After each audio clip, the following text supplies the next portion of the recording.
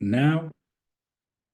Tonight's event is being recorded and being disseminated to thousands of activists around the UK. So it's a real privilege that you've decided to spend your Thursday evening joining us live to engage with and have the opportunity to ask any questions of live as opposed to engaging with the recording once it's circulated. Thank you so much for coming. My name is Rob. I work for an organization called Platform, and I coordinate a network called UK Divest, which focuses on fossil fuel investments by local councils in the UK, and that's our predominant audience. And we do activism and campaigning work to stop the money pipeline, to stop our local government pensions investing in fossil fuels. Fossil fuels, like Total, is a company that dozens, in fact, almost all of you, if you are calling from the UK, will live in a location that currently invests in the company that we're going to hear so much about tonight. So if those of you, especially the thousands of you on the recording, are going to be listening to this and thinking, what does this have to do with me? I don't even like football. You sure as hell invest in the company that is sponsoring this tournament. So that's the way in for you. And if you love your football and just don't want fossil fuels in it, you're in the right place and you know where you are. Thank you so much for coming. I'm going to introduce you now to Michael, who is the co-host and my compere for tonight's call, who is the director of an organization that we call GameChanger. And over to you to do a brief introduction, Michael, and say hello to everybody. Hi, everyone. Thanks very much for joining, and thanks for joining online if you're watching this recording after the event has concluded live. So I'm Michael. I also, like Rob, work for an organization called Platform, and I am director of an initiative called GameChanger. And GameChanger is an initiative that hopes to bring together fans, athletes, sports teams, and organizations together against what we consider harmful sponsorship in sport. And a big part of that is high carbon sponsorship, which includes the petrochemical firms like Total, who we're here to discuss tonight, along with airlines, SUV manufacturers, and fossil fuel banks, which are banks who fund fossil fuel investments around the globe, including in projects that Total have been doing in Africa themselves, such as Standard Chartered. And whatnot. So tonight we have got a lineup of 4 fabulous speakers who represent activists right across from football and climate activists calling in from right across the globe. So first up, we will have speaker from co-founder of Kick Polluters Out, who's Samm Farai Monro, who's also known as AKA Fatso. And then we'll have Zaki Mamdoo, who's the campaign coordinator for StopEACOP. We'll then have Lorraine Chiponda from Don't Gas Africa, and she's the co-facilitator of that organization. And then we'll round the evening off with David Goldblatt, who's a writer and academic and author of The Ball is Round, A Global History of Football. So I'll hand over in the first instance to Samm Farai Monro to start talking about the co-founder, who's the co-founder of Kick Polluters Out. Welcome, Farai. Thanks so much. Wonderful. So could you tell us a bit more, because obviously we know Total Energies are the top the league in terms of the amount of fossil fuel expansion projects that they have across Africa. Could you tell me a bit more about what Total are doing on the continent of Africa for us, please? Yeah, so thanks so much for having me and for hosting this event in solidarity with all the activism that's happening on the continent of Africa at the moment against Total. So yeah, I think basically the issue is that Africa as a continent is disproportionately affected by the climate crisis. However, we produce less than 4% of global carbon emissions. And so the reason we're really targeting Total with this hashtag Kick Total Out of AFCON campaign is the fact that despite the science, as you said, companies like Total are proceeding to drill for new oil and gas, and Total is the company on the African continent with the most new oil and gas explorations. They put across this image of being clean and green and are very effective with it, with all their advertising. But when you scratch beneath the surface, you see something very different. You take a look at their footprint on the African continent, it's hugely destructive and polluting. And I know Zaki will go into detail about the AFCON pipeline. But to give just an example of their footprint in Africa, you look at the AFCON pipeline that they're building across Uganda and Tanzania. I mean, that's going to displace over 100,000 people. It'll destroy national parks and ultimately benefit European shareholders and leave the majority of Africans in poverty, apart from local elites. You move across to somewhere like northern Mozambique, where you've got the $20 billion US Total Energies investment in a huge natural gas project. It's actually the biggest foreign direct investment on the whole African continent. However, this project, even though it's generated millions for Total Energies shareholders, has left locals impoverished in northern Mozambique. It's left locals impoverished. Jobs either go to those from the south of the country or to foreigners, and it's exacerbated the conflict in northern Mozambique. You take a look at other countries where Total is operating, and they're drilling off the coast of South Africa and Nigeria and destroying marine life. So their footprint across Africa is hugely destructive, and that's why we're saying in the context of AFCON, they're guilty of foul play, and we need to show them the red card. Wonderful. Thanks so much for that introduction on Total in Africa there, Sam. How is the campaign going in terms of the Kick Polluters Out? How has it formed, and how has it got to the stage where it is now, where it's campaigning against Total sponsorship of African Cup of Nations? That's currently ongoing with the final soon to be played on Sunday for the conclusion. Yeah. Looking forward to the final. Apart from all the Total Energies branding, I'm really looking forward to it. I'm sorry for Zaki also. I know he's in South Africa, but I was supporting Nigeria, as a Zimbabwean, I'm more Afrobeats than Amapiano, but anyway. So the campaign, really, we decided to launch this campaign as Kick Polluters Out. So we've been building this movement over the last year, and Kick Polluters Out is an unlikely coming together of different actors. It's a movement of African creatives that are fighting against sports washing and greenwashing by big polluters. So Kick Polluters Out is a movement of cartoonists, of rappers, of animators, content creators, and climate justice activists. So we're coordinating the campaign as Magamba Network from Zimbabwe. We've got our East Africa Content Hub. It's run by the comrades at Buni Media in Kenya. And then our West Africa work is covered by Jean Alhape in Senegal. And we decided to launch this campaign around AFCON because AFCON is a time when Total is exerting influence across kind of commercial and business sectors, across the political sector, across the culture sector. And so it's a perfect time to go after their image, because ultimately, if an image can build a brand, it can also destroy one. And so this campaign is very much about toxifying the image of Total, especially in the eyes of young Africans. And our demand's very clear. We've put our demands out there. We've got a petition out there in partnership with Greenpeace Africa. The demand's very clear that CAF needs to ditch these big polluters as sponsors. They need to ditch fossil fuel companies like Total. Our demands to Total are also clear. They need to stop drilling for new oil and gas, and they need to seriously invest in renewables, because currently estimates are that the 12 big oil corporations globally invest about 0.3% of their budgets in renewable energy. So the campaign has been going really good. We've put out a diversity of content, from parody infomercials about Total to hip hop videos to animations, also to a lot of different creative actions. And currently, some of our team are on the ground in AFCON, doing interviews with a lot of young people and raising awareness about Total's destructive footprints. I think that's a bit of background about the hashtag Kick Total Out of AFCON campaign.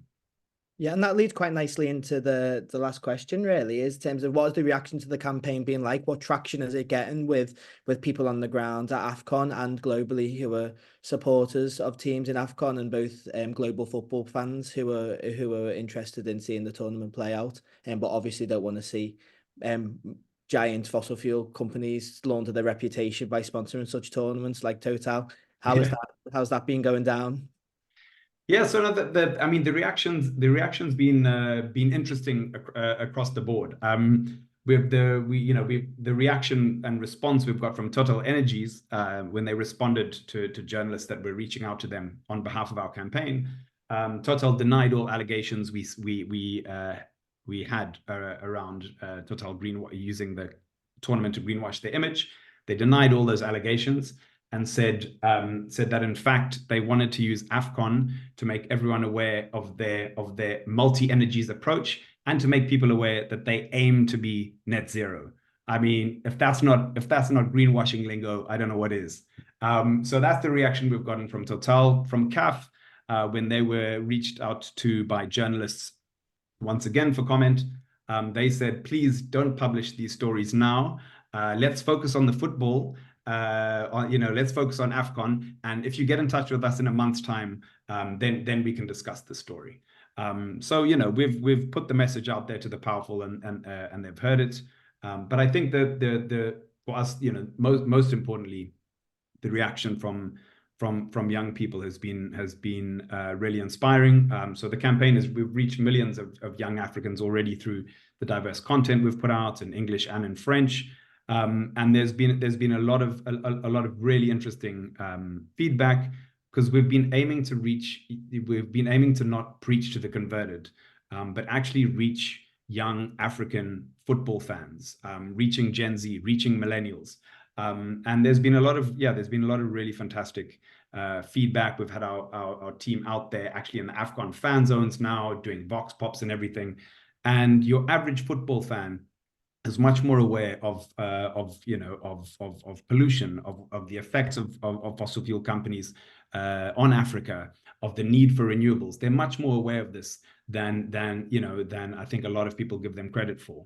And so I think we've had a really good reach amongst young Africans. The campaign has also been spread really well in terms of getting media attention across Africa through a lot of major African media, including the Daily Maverick and the Mail and Guardian, but also getting some really good global reach with the features in the Daily Mirror, features in Le Monde, features in Forbes magazine. So I think we've definitely managed to make a lot of noise and hopefully to toxify Total's image in the eyes of young Africans. No, that's wonderful. And I think it's a really valid and really crucial point to make, that we need to not just preach to converted and reach out into new areas in terms of getting, as you say, young people in terms of engaged and more aware of what the problems are. And football fans especially play a crucial role when the sports washing is happening within that sport itself. I was just wondering there, just as a final kind of round off, is like the Ivory Coast has had its hottest January day on record whilst the tournament's been taking place. Is the correlations on the ground being drawn? Are people making the connections between the companies that are sponsoring tournaments like the African Cup of Nations as Total, and the actual real life implications in terms of the soaring temperatures and the increase in natural disasters and extreme weather events that have happened across Africa, which I believe sadly killed 15,700 people in 2023? Are these connections being made on the ground? I'm glad to hear that you're saying that the awareness of these issues is much higher than what people give credit for. But I was wondering if those connections are being drawn on the ground from your experience and the experience of your team. Yeah, I mean, I think like you say, we've definitely been trying to. The key thing is connecting the day-to-day with the day-to-day lived realities of young people on the continent, with the broader struggle for climate justice. And I think one of the critical things has been raising awareness about the irony of the fact that the current AFCON tournament was postponed from its original dates due to weather fluctuations. That the current tournament is taking cooling breaks every 30 minutes, which is previously unheard of in AFCON tournaments that we're used to watching. So the climate crisis is real. It's there. It's on our doorsteps. And AFCON really presents an arena and a showpiece to raise awareness with young audiences, and to really punch up to the likes of CAF and Total Energies. That's wonderful. Cheers. Thanks very much for that, Farai. Thanks for all the work that you're doing in terms of kick polluters out and with the Magamba network. And thanks for being a partner in organising this call this evening as well. It's really appreciated. Thanks very much for that. So next we'll move on to, as Farai referred to there, that you'd hear more from Zaki in terms of the campaign that he runs. And Zaki is the campaign coordinator, sorry, for the StopEACOP campaign. And I'll hand over to you straight away, Zaki, to tell us what ECOP is and what impact it's having and the devastation that it's causing now and plans to have under what Total plans to do in Uganda and Tanzania. Thanks, Michael, and thanks to Rob as well and the team. One, for putting together this important event and hosting this discussion, and of course for having me on the platform as well. Let me start by emphasizing the point that has already been made, but truly can't be emphasized enough, is that Total's sponsorship of the AFCON tournament is emblematic of its concerted efforts to portray itself as some sort of heaven-sent developmental partner to Africa. And I'm not sure if the same advert is shown across the continent or elsewhere in the world, but in South Africa, we have in between games and at halftime, this advert of this robot nicely kitted up in some Total branded branding, drinking some sort of motor oil and then running through the streets of different cities across the world and the continent as well. And we are bombarded with this particular advert where they are trying to portray themselves as a company that fosters connectivity and well-being across the continent, and one which connects the continent to the rest of the world as well. And we've seen how they make use of all manner of strategic branding and public relations campaigns to try and present themselves as a catalyst for Africa's progress, kind of boasting about their contributions to local economies and communities, and deliberately paying a lot more attention to whatever scattered renewable energy and community development projects that they may be involved in. And of course, portraying the activity in every corner of the continent as a good thing. In truth, though, the branding and advertising stands in stark contrast to the harsh reality and the qualitative lived experiences of countless communities across the continent, as well as the actual effects and implications of their projects all over Africa. And I think as was stated by Comrade Farai, the ECOP project, which is the East African Crude Oil Pipeline, and the campaign that I coordinate, the StopEACOP project, is a campaign, Pan-African and internationalist campaign set up to confront the construction of this pipeline. But this ECOP project is a really good example of the reality of Total's involvement and so-called developments on the continent. It is one that makes the exploitative agenda very clear, as it is a project aimed at harnessing Uganda's oil resources for export to satisfy the energy needs of foreign markets and countries in the global north, while lining the pockets of a multinational and national elite. For those who don't know, the East African Crude Oil Pipeline is one that will run from northwestern Uganda, pumping oil from two primary drilling sites, one which is called the Kingfisher site, which is drilling oil from the bed of Lake Albert, which borders Uganda and the DRC, and the other which is called Tilenga, which is situated in the heart of the Murchison Falls National Park and is extracting oil from there. Then the pipeline itself will run a distance of 1,443 kilometers, all the way through to the port of Tanga in Tanzania. And if it is built, it would also open up oil blocks for extraction in the DRC and even in South Sudan as well. So locking that entire region into a very narrow fossil fuel and oil-oriented growth nexus, for the foreseeable future. Now, as is made clear by the name of the project, the East African Crude Oil Pipeline, and of course, the route as well that the pipeline itself takes, this is very much a venture which is set to extract a crude, unrefined oil product and pump it directly to Tanga for export. And of course, it will then be refined and used abroad. And look, even if hypothetically, let's say there were no serious environmental and climate concerns surrounding the project. And of course, that's just grossly untrue. The climate and environmental concerns are vast. But even if that wasn't the case, this is still a project that simply replicates the exploitative and extractive neo-colonial practice of African resources being stolen, to benefit global powers, while leaving ordinary people and communities to shoulder the entirety of the social and the environmental costs. Now, along the route, there are roughly 400 communities or villages and over 100,000 people either directly living in or linked to these communities who stand in the way of the pipeline itself. And throughout the land acquisition process, which has been going on for some time, these people have been subjected to forced displacement. They have lost their land and the forms of sustenance that land provides. They've experienced disruptions to traditional ways of life. They have lost income generating streams and are unable to put food on the table, let alone send their kids to school or access quality healthcare.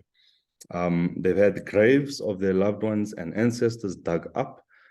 Some have been, some people have been relocated to homes which simply cannot house entire family units, and homes which are built on infertile land where they can no longer grow crops, and therefore, their mode of production is completely disrupted. While those who have not been relocated but have received monetary compensation have received compensation at rates which does absolutely nothing to meaningfully better their material circumstances, and in fact, has shown to leave families and communities a whole lot worse off, and unable to reclaim the lives or the quality of life that they may have once enjoyed. Now, those who resist the project are routinely harassed, arrested and held in detention, and are subjected to various forms of violence and intimidation. I mean, just 2 weeks ago, there's fishermen who fish and operate on Lake Albert, where the Kingfisher site, oil drilling site is. And they had their boats seized by the military and had their boats burnt just because they were deemed to have been fishing too close to the oil rig, which has been built in their fishing waters. And likewise, activists and land and human rights and environmental defenders are constantly put in jail for voicing their opposition to the project. I think it's important to note that it's not just the governments of the project's host countries who are responsible for this violence.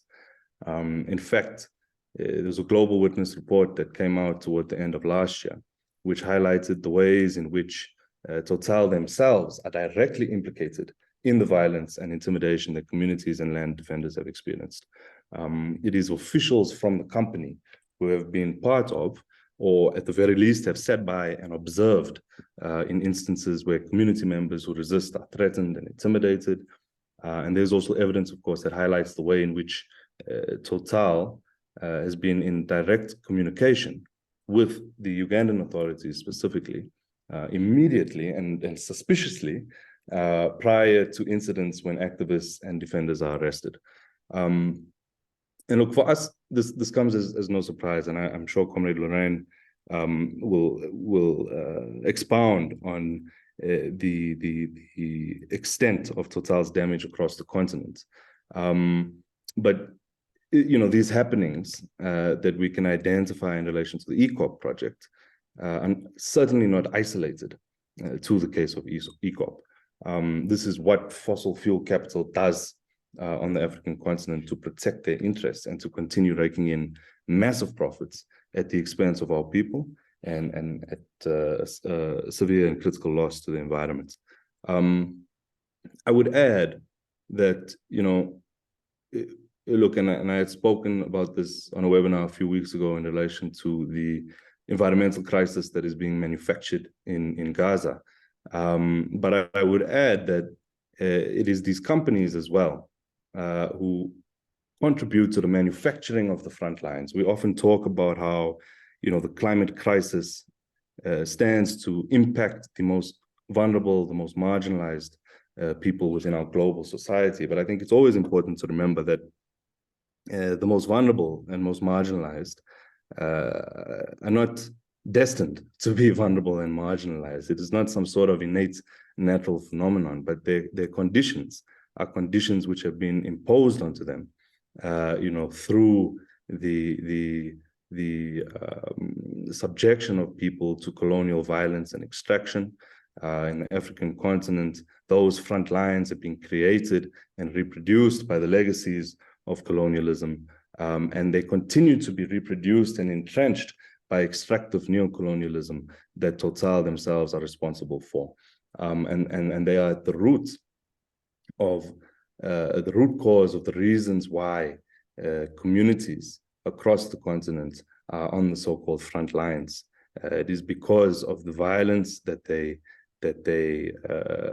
contribute to, the conflict that they fuel, and you see this as well in places like Mozambique and Nigeria, where Total is involved in fueling armed conflict, which has this terrible impact on people. And through that, they manufacture the front lines while also, of course, deepening the crisis of climate collapse that we find ourselves in. Look, I'll leave it at that. But before I close, let me note that Total's attempt here in AFCON to paint itself as a development-oriented entity through its sponsorship of AFCON is nothing short of greenwashing. It is a cynical ploy to distract and clean itself of the real harms it has inflicted upon communities and upon the well-being of this planet itself. We must then, at every opportunity, and this is why this, Kick Total Out of AFCON campaign has been so important in capturing the hearts and, giving voice to communities and building that consciousness that is necessary in order to wage struggle. But we must, at every opportunity like this, raise the consciousness of our people toward the waging of that organized struggle against Total and all entities like it. We must demand reparations, accountability, restorative justice, and a complete end to Total's involvement on the continent. And of course, this is not just a demand that needs to come from the continent. It must be spearheaded by the continent, but it is one that, due to the interlinks and the intersections and the unavoidable connectedness of our struggles in relation to the climate fight across the globe, these are demands that must also be championed by solidarity actors across the globe and in the global north. And we must not just stop at kicking them out of AFCON and putting an end to their greenwashing, but we must kick them out of Africa entirely. We have launched a campaign and will be working towards mass mobilizations on the continent and securing support across the globe towards this end, towards the goal and the imperative of really kicking Total out of Africa entirely. And I'll share the link to the website that's been put up in the chat, and hope that all of you here and all of you watching would show an interest in getting involved and working with us to mobilize and galvanize the masses of our people towards this end. Thank you. Wonderful. Thanks very much for that, Zaki. I would just ask there as well, is there anything that you would like the audience here and the thousands more that this will be distributed to afterwards you'd like to do in order to support the campaign of StopEACOP? Is there anything they can do to get on board and support the campaigning and the work yous are doing? Absolutely. Look, I'll post the link as well to the StopEACOP website, and there's a lot of information there around the areas of work that we are moving on. A big part of what has made the StopEACOP campaign so successful is the deliberate targeting of financial and insurance actors and blocking the flow of money into the EACOP project itself. And that is why for the last few years, they've been unable to realize financial close and unable to move ahead with the project. And so it takes every person, no matter where you are in the world, to send an email, to put out a tweet, to attend an action that is happening near to you, to continue to exert pressure on these various financial and insurance actors, so that we can block the flow of money into this project and have it collapsed.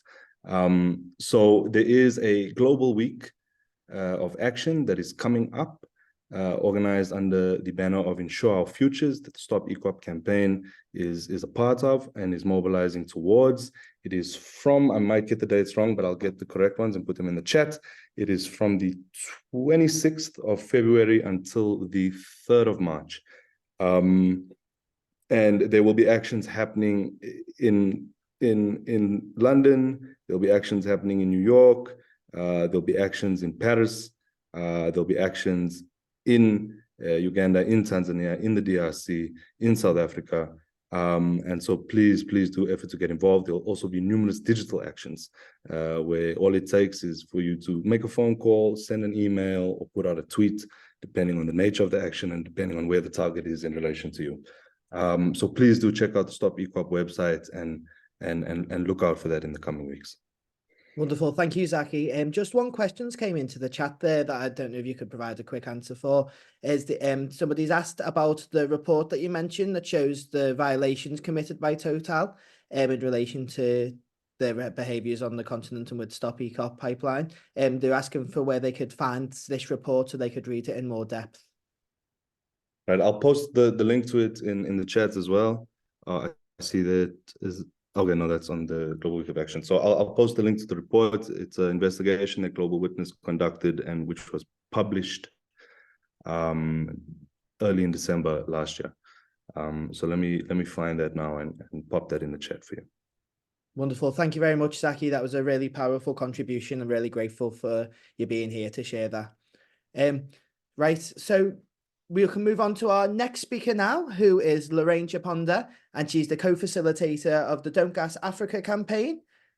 And I believe the Don't Gas Africa campaign launched their own campaign against Total Energies last year as well. So it'd be great to welcome Lorraine to talk more about their organization's campaign against Total and how we can support the work that they are doing there. Thank you very much. So the campaign Kick Total Out of Africa is the same one that Zaki mentioned, and we are collaborating on the same campaign with a number of networks and movements across Africa. So I'm going to start just saying what Don't Gas Africa is about. So Don't Gas Africa came about as a response to the dash for gas in Africa, whereby when the European crisis started or resulted in an energy crisis, it resulted in Europe looking to replace its gas from Russia. And so, you know, because Africa has got 40% of the newly discovered gas deposits, it saw a lot of companies, including European countries, coming to Africa. But again, Total is not new to Africa. They've always had problematic projects across Africa. And one of the narratives that has been pushed forward is taking advantage of, you know, the energy crisis and energy poverty in Africa. So we've seen a lot of misappropriation of the energy crisis in Africa, the developmental crisis that we face in Africa, saying that, you know, these projects will support economic development, you know, projects by different fossil corporations will also alleviate energy poverty. But as was said by my colleague, the energy system is structured in a way whereby it excludes, you know, hundreds and millions of African people from accessing the energy, including even the host communities that stay around the project. They are continuously excluded from accessing the energy. So again, it's a false narrative that is being used to sanitize projects by fossil corporations. So what I want to make clear again today is that, you know, the dash for gas or the dash for fossil fuel energy in Africa, which will not deliver development for Africa, given, you know, the structure of the energy system, the structure of the economic system itself, in that it is extractive, it is export-oriented, whereby Africa continuously exports cheap commodities. And so it leaves, again, Africa with stranded assets, because our leaders have also been hopping on the bandwagon, being pushed by African institutions such as the Africa Energy Chamber, which have been talking about, you know, countries to leave Africa to develop its own fossil fuels. But we know that the world is shifting towards clean energy. Prior to the energy crisis in Europe, we saw that at COP26, a lot of countries committed to transitioning away from coal, even mentioning coal in the text. And of course, the COP28 also talked about transitioning away Of course, it was phasing down from fossil fuels, but it shows us where the world is directed or where the world is going towards right now. So Africa investing in gas will result in stranded assets for Africa.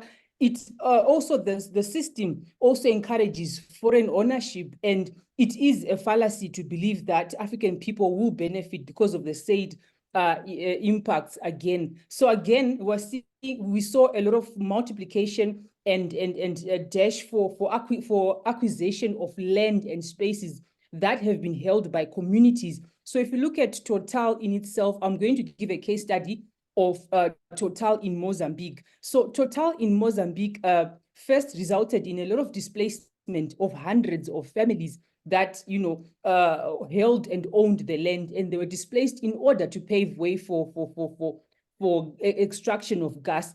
And they've given very little compensation, and the life as they know it was disrupted because they couldn't access their traditional livelihoods.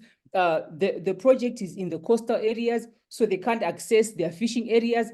So it's the same dynamic that we see throughout Africa, where fossil corporations go and have their projects. There's always displacement of people from their land. There's always displacement of people from accessing their livelihoods. So again, where corporations come in, our own governments even are quick to sell out and to dish out spaces and land to pave way for this. And again, like I said, it results in a lot of displacement from livelihoods. It affects even the household nutrition, because once communities cannot access where they plow their land, where they get their food, it means they're not able to access their livelihoods. I want to give another critical example of the behaviors of fossil corporations and of Total. If you look at Mozambique, and particularly in the region that Total has got projects, that is an area that is prone to conflict, it is prone to insurgents by rebel groups. And one time when there was a Palmer bombing in that area, government quickly deployed hundreds of soldiers, and the soldiers were not deployed to protect communities. They were deployed to protect Total's assets that were set out on the land. So again, where there's conflict, again, it results in further compromising of the safety of communities, the safety of women and children. And then communities are no longer a priority because governments deem corporations as institutions that will give them money. So again, the issue of insurgents. And another warning even to financiers of Total, that continuously funding projects in Mozambique places a lot of risk even on their own money, because they're operating in an area where there's a lot of uncertainty. They're operating in an area where there's possible conflict, and at any time, conflicts can erupt. So again, that is what fossil fuel corporations' behavior is like. They put profits ahead of the safety of communities, ahead of the development even of the same community. And then again, I wanted to talk about how Total Energies is operating in Mozambique again.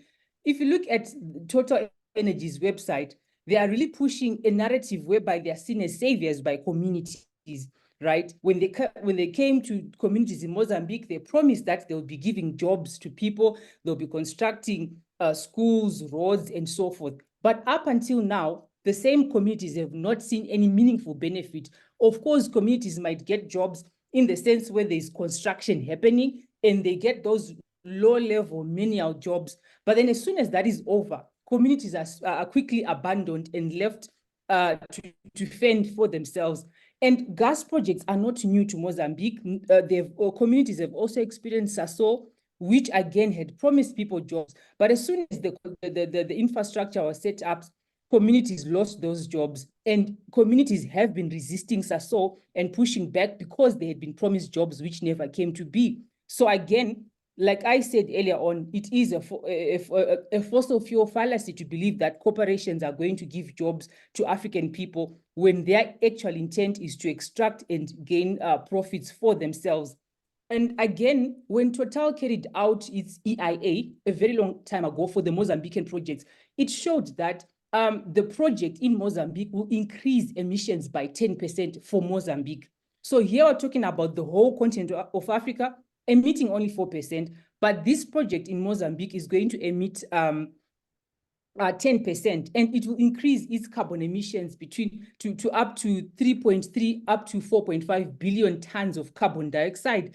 And therefore they are creating a carbon bomb out of Mozambique. So again, given where we are in the world, that we are already living a climate crisis, we cannot afford any new emissions into the atmosphere, because that will increase the impacts. And we all know that Africa is warming much faster than the rest of the other continents. And so we actually need to keep emissions down and transition towards renewable energy. And again, because many of the Total projects are happening in coastal areas, they are posing a threat to ecosystems and the environment. They are displacing people from accessing the ocean spaces. And we know what our oceans, what our water systems mean to us. In terms of our spirituality, in terms of our livelihoods, in terms of our recreation even. So again, this is another impact that we have seen of Total Energies in the Cabo Delgado in Mozambique. So again, there's a lot of greenwashing around this, because according to the framing that Total Energies is giving, they're saying that around that gas project, they are going to create solar and wind projects in order to reduce the emissions. So this doesn't make sense to us, because they're just using this logic to say their main focus is to extract gas, but they'll just create a few wind and solar projects. So that again is being used as a tactic to cover up for their further investment in fossil fuels. Again, South Africa gave Total Energies the green light to drill oil and gas in the Cape Coast. And this also includes very many projects in Nigeria, in the DRC, and also in Angola. So again, just to close off, I want to emphasize that fossil fuels are not the future for Africa. The nature of that type of energy system is no longer relevant to what is happening in our context. The world needs to transition. Africa needs to use any available resources and finance towards building of renewable energy capacity that can be deployed to people in marginalized areas, that can support livelihoods and energy systems that are owned and controlled by the people. And so we are pushing on the Kick Total Out of Africa campaign, because Total continuously ignores the voices of groups that are suffering as a result of their projects in the community. They continuously carry out their projects, and where they are done, there is no rehabilitation, looking at what is happening in Nigeria. So again, now we're at a point whereby we need to give an example that if corporations continue to ignore the voices of people, continue to impact negatively on communities and their environments, it means communities have the agency to resist and to push back. And so we launched the Kick Total Out of Africa. I would also urge everyone to look at the don'tgasafrica.org, where we showed a documentary, which speaks on the impacts of gas projects in Africa. It is called Shifting Power. So again, this is found on our website and also on Twitter. Thank you very much.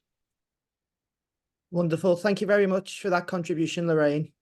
Again, I'll just ask, Zaki, is there anything that you'd like to ask the audience and all the viewers that will be watching this after the event itself, online and through various mailing lists? If there's any call to actions other than the ones that have been mentioned already that you would like to point them in the direction of, or campaigns and ways they can support the work that you're doing at Don't Gas Africa.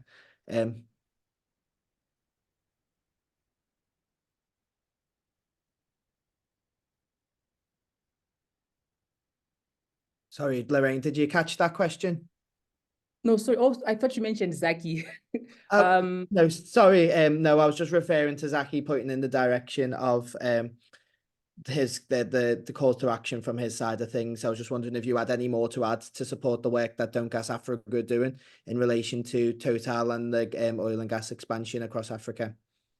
Okay, thank you very much. We need to increase visibility of the impacts of Total in Africa, so that even the end consumers know that the product they're consuming is causing a lot of impacts in Africa, where communities are hosting such projects. So we want to increase visibility by sharing our Kick Total Out of Africa campaign that Zaki shared there, and also just following us on our pages, looking at the documentaries that we've shared, the reports that we have done, which really show the impacts that Total has done in Africa, and that the AFCON is just a greenwashing, trying to sanitize the impacts that they've made. And we are urging them to instead push Total to divest from fossil fuels, rehabilitate the environments that they have harmed and polluted in Africa, and also just shift their mannerisms and behavior so that it's not extractive, it's not export oriented. Also, it does not result in diminishing or destruction or destroying of people's livelihoods.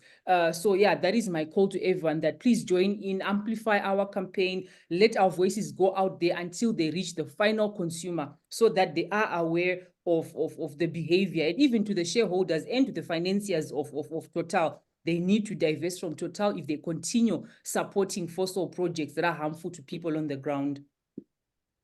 Wonderful. Thank you very much for your contribution, Lorraine. I would just like to thank yourself, Samm, Farai, Monro, and Zaki Mamdoo for joining the call this evening and for your contributions. If you would like to leave the call at this point, feel free to do so, as I know you're calling in from time in places where that's much later than it is in the UK.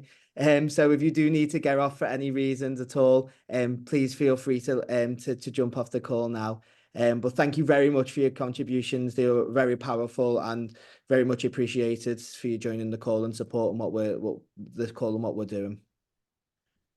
Wonderful. Thank you very much. So I'll move on to our final speaker, who is David Goldblatt, who is a writer and academic and is author of The Ball is Round, A Global History of Football. Welcome, David, and thank you very much for joining the call. It'd be great to hear from you about the sports washing and greenwashing that fossil fuels companies do whilst using the sports and tournaments and leagues that we love, in terms of a way of greenwashing and laundering their reputation. Sure. So the situation at AFCON is not a one-off. The fossil fuel industry has been busy for some time washing its reputation, partly through football, but through a wide array of sports. And as we know, as many people here will know, also through funding other cultural activities, art, museums, theatre, opera, etc. It's all part of the same strategy.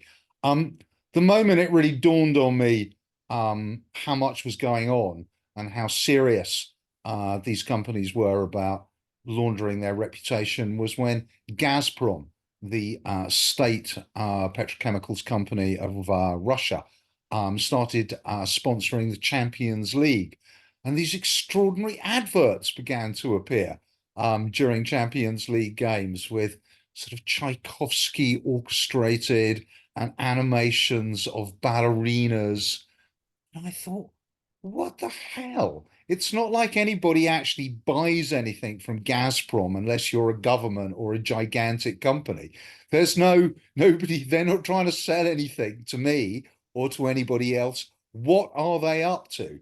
In the case of Gazprom, of course, they weren't greenwashing because Gazprom have absolutely no climate action and barely acknowledge the climate crisis, rather like the Russian government. But they certainly were in the business of laundering the wider reputation of Russia and its regime. And extraordinarily, the Gazprom sponsored the World Cup in 2018. They were FIFA sponsors. They've been UEFA sponsors and the Champions League. They were sponsors of Schalke 04, one of the biggest and oldest football clubs in Germany. A fact not unrelated, I suspect, to their wider political lobbying to make sure the various Nord Stream projects went through when Germany took the decision to become dependent on Russian gas. But they also bailed out Red Star Belgrade in Serbia. And what do you know? A few weeks later, they get cut a fantastic deal to buy a great big chunk of the Serbian National Oil Company. Gazprom, thankfully, perhaps the only good thing that has come from the Ukraine war is that Gazprom are now persona non grata in global sport as sponsors and have been removed, but they're just the tip of the iceberg. In recent years, SOCAR, who are the Azerbaijani national oil company, have been a sponsor of UEFA and indeed of Atletico Madrid.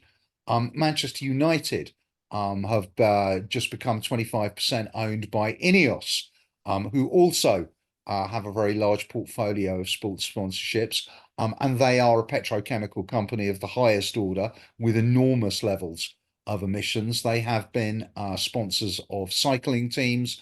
I think they own Nice in France, and have sponsored other sports.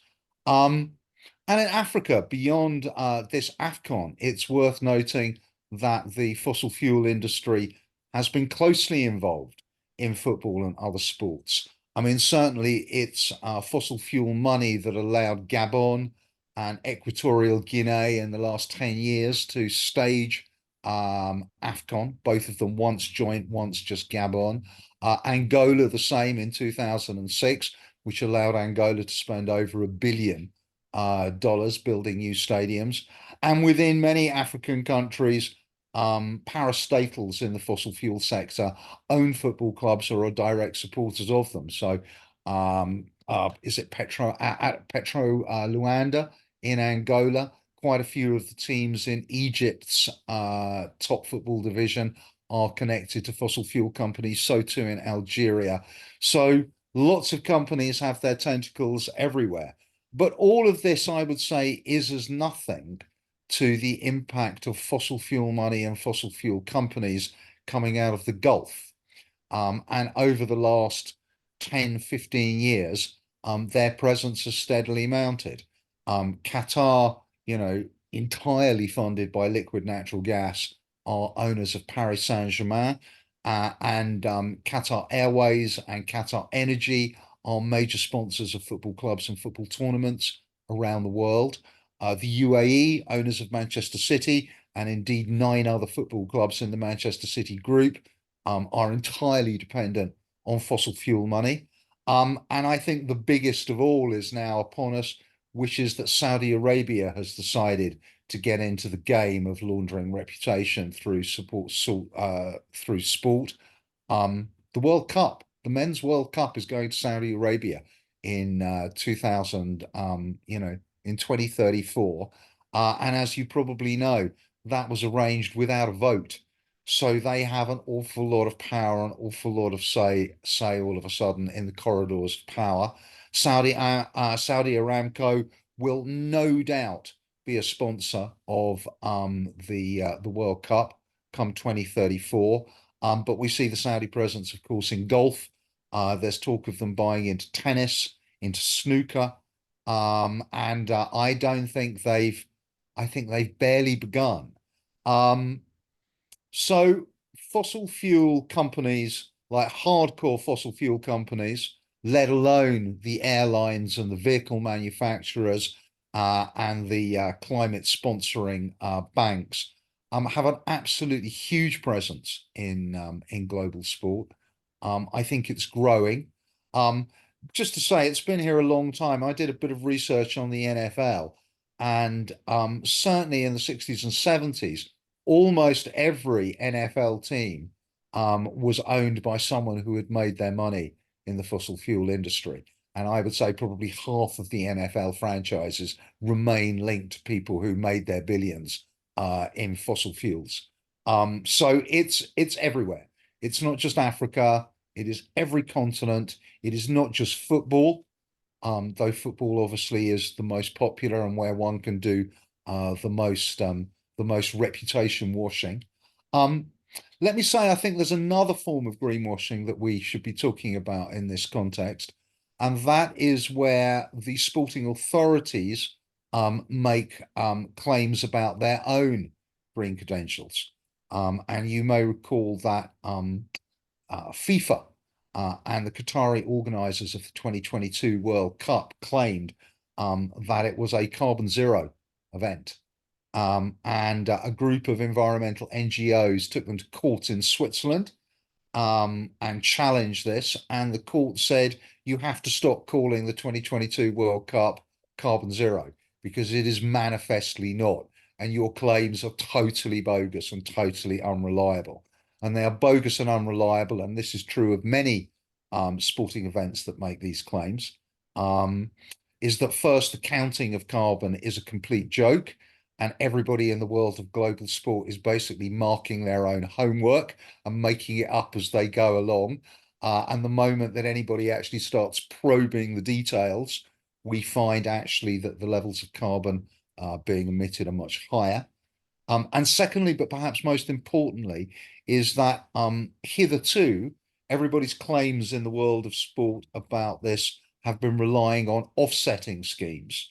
So, and you know, the reality of all global sporting events, but above all the World Cup and the Olympics, is that the vast majority of the carbon emissions come from fan travel, not player travel, not press travel, fan travel, us going to see the game. In the case of Qatar, probably 75%. In the case of Brazil and Russia, perhaps even higher because there was less construction. And these sports organizations have been buying offsets, you know, like they're a get out of jail free card. And the sad truth is that the offset market, as I'm sure many of you will know, is in complete disarray. Nobody believes any of the data that's being produced. In the case of the FIFA World Cup, actually most of the offsets hadn't even been purchased. Many of those that had been purchased were with very unreliable companies and programs. You know, forests that are somehow going to be grown in Anatolia in 3 years, and then they plant the trees, and then nobody waters them, and they're the wrong trees in the wrong place, and then all the trees are dead, and there we go. And that's like, this is the norm. I mean, we also had the case of stoves in Africa, the provision of cooking stoves as an alternative to using charcoal, which is a major source of deforestation and carbon emissions in many parts of Africa. The poor are relying on that to cook. So the provision of gas stoves and alternative cooking equipment to cut down on that has been used as an alternative offset model. And this has been done by MLS, the major league in the United States, and I believe the US Football Federation as well. And then it turns out last week that these programs are overcounting their carbon savings by a factor of 10. So they're really not worth the paper they're printed on. So we have a problem in the world of sport in terms of sponsors and their reputation and greenwashing, but we also have an issue around the sporting authorities and the claims that they make, because another kind of greenwashing, and I don't think it's universal, but another kind of greenwashing is going on as well.